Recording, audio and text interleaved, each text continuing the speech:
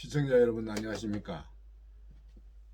2022년 1월 1일 공정TV 방송을 시작하겠습니다. 오늘도 지금 현재 윤석열 후보에 관해서 또 이야기를 하고자 하는데, 지금 여러 가지로 지지율이 여론조사에 의하면 뭐 10% 이상까지도 떨어지고 있습니다. 이거는 보수들 입장에서는 상당히 심각한 입장이 아닌가 이렇게들 생각하고 있습니다. 근데 그 원인이 어디 있는지 정확하게 사람들이 분석을 못하고 있는 것 같아요. 또 알고 있다 하더라도 정확한 데이터가 없습니다. 이에서 제가 말씀드리고자 하는데, 윤석열 대표는 좀 강직하고 소신껏 밀어붙일 이유가 있다고 봅니다. 지금 이제 보수들이 안철수를 심지어 말하고 있습니다. 대안을 안철수 이야기도 나오고 그런 이야기를 할 정도입니다. 왜냐하면 뭐 하도 여론이 보수 전체가 그렇게 생각은 안 하지만 말이지, 보수 중에서도 윤석열을 원래 지지하지 않던 보수들이 그런 이야기를 만들어내는 것 같아요. 그래서 그 자체도 무시할 수는 없는 것입니다. 왜냐하면은 지금 우리가 보수는 절체절명의 위기로서 이 지금 대선에서 지면은 대한민국 민주주의는 완전히 무너지고 공산화가 된다고밖에 볼 수 없습니다. 지금 문재인 대통령이 당선되고 나서 이 나라를 완전 공산주의로 몰아갔지 않습니까? 그럼 이게 지금 지속적으로 앞으로 5년만 더 한다 그럴 것 같으면 이건 완전 북한에 갖다 바치는 겁니다. 그럼 우리는 이 나라에 살기 어렵습니다. 그동안 우리가 자유와 민주를 누리고 살아왔지만은 자본주의 체제 하에 살다가 공산주의로 변하고 되면 우리가 어떻게 살겠습니까? 그래서 지금 모든 국민들이 이거 일어나서 이걸 갖다가 우리가 정신 차려야 한다고 이야기하고 있지 않습니까? 지금 안철수의 지지율이 10% 올라와 있습니다. 그다음 윤석열은 이재명 후보보다 거의 10% 이상을 치고 있는 상황으로 여론조사가 되고 있어요. 근데 과연 이게 이제 진실이냐? 원래 안철수는 3.5%밖에 심상정이하고 3% 정도밖에 나오지 않았습니다. 이 말은 일부 보수들이 자꾸 윤석열에 대한 실망감을 가지고 있다는 것을 말하고 있는 겁니다. 그래서 그렇다고 하더라도 안철수가 지금 나와서 된다는 보장도 없고, 안철수가 나오면 윤석열, 안철수 둘 다 망하는 겁니다. 떨어지는 겁니다. 그러면은 다시 이 나라에 좌파 진보 정권에 들어서서, 이거는 문재인보다 더 숭악한 정권들이 들어서서 이 나라를 갖다가 거들낼 가능성이 있습니다. 그래서 저는 이 부분을 분명히 말씀드리고자 방송을 하는 건데, 이게 지금 그동안 윤석열에 대한 행동을 보면은 윤석열이 발언 중에 전두환 전 대통령께서 5.18 사건 빼고는 굉장히 잘했다고 발언을 한 적이 있습니다. 경상도에 가가지고.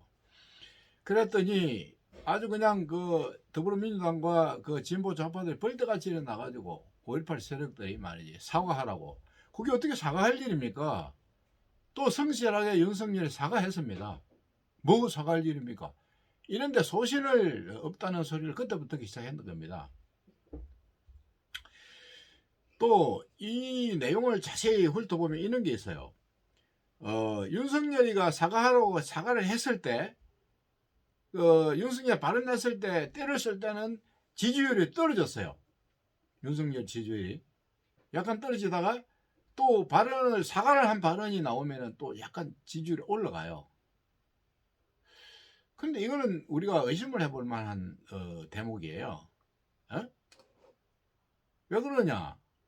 이 여론을 갖다 조작했다는 의심을 할 수밖에 없어요. 근데 또 이재명이 말이지, 경북 대구 내려가가지고 두 번이나 전두환이 굉장히 잘했다고 아주 찬사를 했습니다. 그런데도 이재명이 그런 데 대해서는 어느 누구도 지금 소리를 낼 수 없어요. 뭐 국민힘까지도 뭐 몇 사람만 떠들고 말이지, 논평 하나 정도 내고 맙니다. 윤석열이가 그 발언했을 때 어땠어요? 여론은 완전히 그냥 윤석열을 죽일 놈을 몰고 갔지 않았습니까? 이런 것들을 지금 제대로 못한다는 것을 지적하고 있습니다. 제가 지금 더 한번 우리가 눈여겨봐야 될 대목을 보면 이준석이가 국민의힘 대표로서 선거대책본부에 있다가 뭐 불화로 인해 가지고 집을 두 번이나 뛰어나갔습니다. 당을 뛰어나가 지금도 들어오지 않고 있는데요. 이럴 때마다 또 지지율이 엄청나게 떨어졌어요.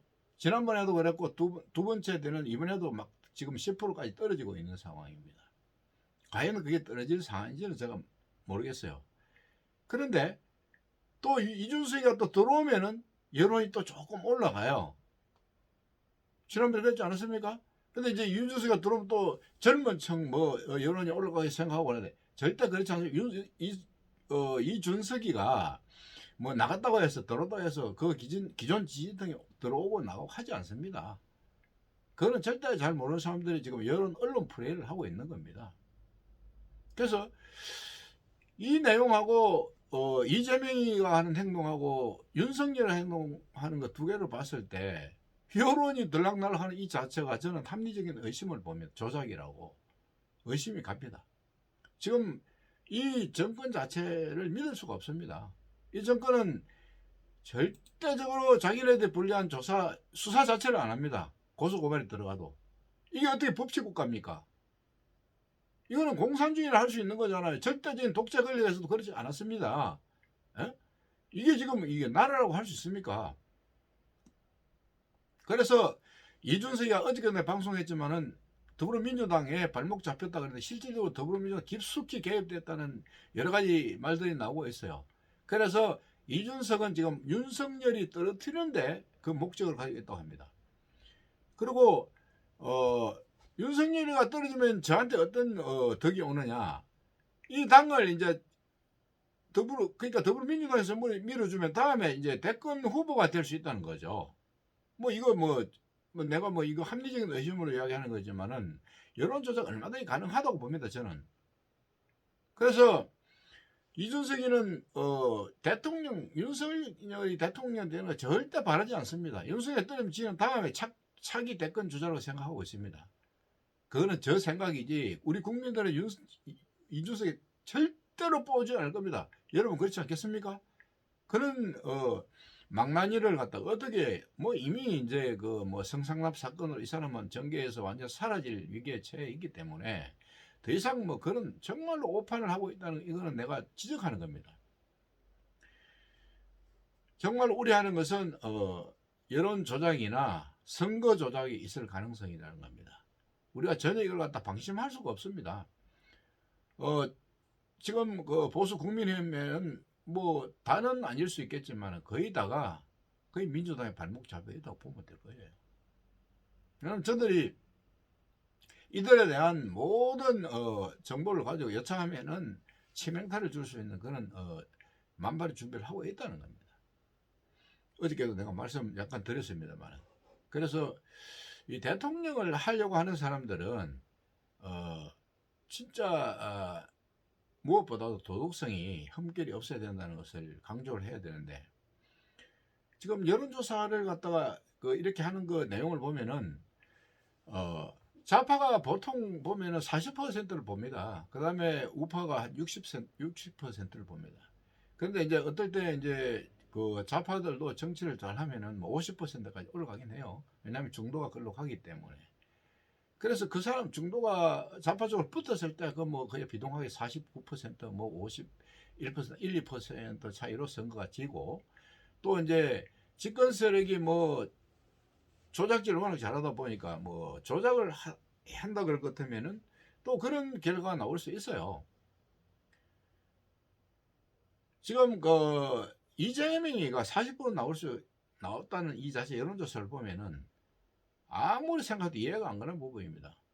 에? 아니 이재명이가 여러 가지 의혹이 있는데 불구하고 단 한 가지로 사과를 했습니까? 윤석열은 끄덕하면 사과합니다. 또 김건희 여사도 나와서 학력 문제 때문에 사과를 했어요. 그런데 이재명이 의혹받고 있는 모든 사건에서 이재명이 사과했어요? 그 가족들이나 또 해영균 김씨라고 말이지, 이재명 후보 부인 김혜경 여사, 이 양반도 사과 한 번도 하지 않았습니다. 깡그리째 무시하고 있지 않습니까? 그런데도 여론조사가 이렇게 40%가 넘어간다고요? 지금 나온다고요? 지금? 이거 여러분 믿겠습니까?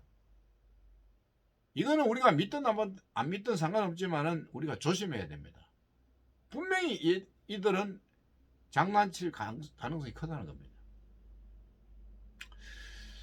그래서 어떤 경우에도 우리가 윤석열 후보는 절대로 야당에서 떠드는 말 기전에 듣지도 마세요. 걔네들 깡그리 무시하고 보수들이 원하는 말을 해주셔야 됩니다. 그래 그게 표가 되는 거지. 좌파들 원하는 이야기 아무리 잘해봐야 표 하나도 안 됩니다.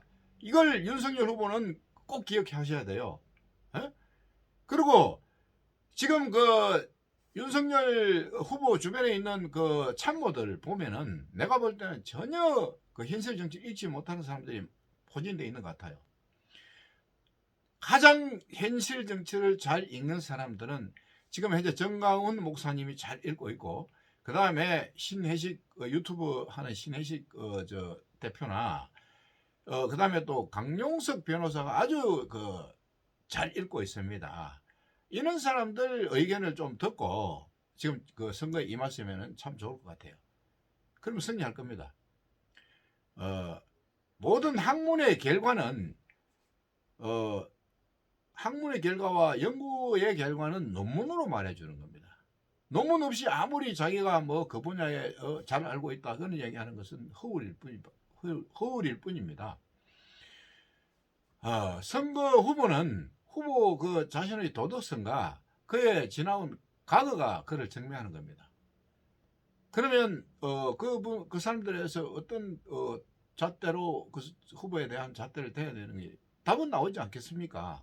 그래서 지금 대한민국이 북으로 넘어가느냐 아니면은 우리 자유민주주의 체제를 그대로 유지하느냐의 결과는 이번 3월 9일 날 대통령 선거에서 누가 되느냐에 따라서 결과가 나옵니다. 그래서 누가 되든 간에 이런 사람이 대통령이 된다는 걸 말씀드리고 싶은 게, 어떤 경우에도 자유민주주의를 말살하는 행위와 헌법 가치를 갖다 훼손하는 행위는 절대로 대통령이 해서는 안 되는 겁니다. 그렇기 때문에 그럴 가능성이 있는 사람에 대해서 대통령을 뽑는 것은 우리 스스로가 우리 인생을 망치고 그 다음에 대한민국을 갖다가 공산화를 시키는 것으로밖에 해석이 될 수밖에 없는 것입니다. 그래서 이번 선거에 시청자 여러분들께서 정신 차리고 똑똑히 보고 옳은 사람을 꼽아야 된다, 이렇게 생각합니다. 예, 오늘 방송은 여기까지 하겠습니다. 감사합니다.